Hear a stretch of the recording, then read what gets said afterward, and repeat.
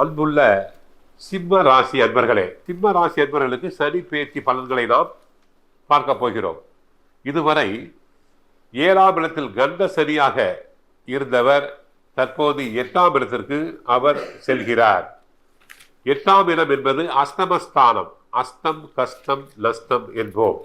வண்டி வாகனத்தில் செல்லும் போது கவனமாக இருக்க வேண்டும். தொழில் துறையில் உள்ளவர்கள் கவனமாக தொழில் செய்ய வேண்டும். அடுத்து கண்ட சனி முடிந்து அஷ்டம சனி என்பதால் தங்களுக்கு பெரிய பலன்களை சனி வழங்க மாட்டார். சில நஷ்டங்களையும் கஷ்டங்களையும் உண்டு பண்ணத்தான் செய்வார். தேவையில்லாத பிரச்சனைகளில் தலையிட வேண்டாம். வீடு மனை வாங்கும் போது, நிலங்கள் வாங்கும் போது பத்திர பதிவுகளில் கவனம் தேவை. உணவு விஷயங்களில் எச்சரிக்கையாக இருங்கள். அனாவசியமாக வெளியில் சாப்பிடக்கூடாது. சொத்து பிரச்சனைகள் வரக்கூடும்.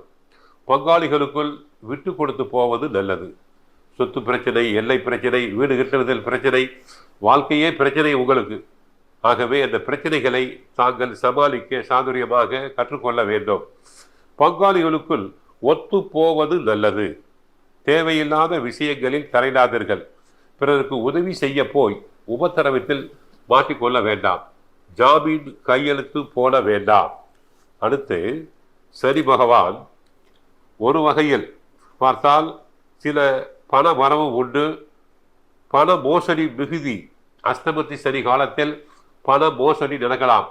யாரையும் நம்பி பணத்தை கடனாக கொடுக்க வேண்டாம். ஜாமீன் கையெழுத்து போட வேண்டாம். சிறு சிறு உடல் உபாதைகள் தோன்றலாம். பயணத்தின் போது கவனம் தேவை. வீடு வாகனத்தை பராமரிக்க செலவுகள் அதிகம் தேவைப்படும். அண்டை அயலாரிடம் பேசும்போது கவனம் தேவை. வீண் வம்பு வழக்குகள் வரலாம். உழைத்த கூலி கிடைப்பதில் கால தாமதம் ஏற்படும். சிலருக்கு வேலையாட்களால் பொருட்கள் திருடு போகலாம். ஆகவே செல்போன், பர்ஸ் போன்றவற்றை தாங்கள் கவனமாக பார்த்து கொள்ள வேண்டும். அடுத்து பிறப்பு ஜாதகத்தில் யாருக்கு சனி நீச்சமடைந்திருக்கிறாரோ அவர்கள் சனி பகவான் கோயிலுக்கு சென்று சனி பகவானை வழிபடுங்கள். முடிஞ்சால் காரைக்கால், திருநள்ளாறு சென்று வழிபடுங்கள். ஏழை நோயாளிகளுக்கு, கேன்சர் பேஷண்ட்ஸ்களுக்கு உதவி செய்யுங்கள். கஷ்டங்கள் அனைத்தும் குறைந்து போகும். திருமணம் ஆகாத பெண்களுக்கு திருமணம் செய்து வையுங்கள். அனைத்தும் நன்மையாக நடைபெறும். சுந்தரகாண்டம் பாராயணம் செய்யுங்கள். வாழ்க வளமுடன், மங்களம் உண்டாகட்டும்.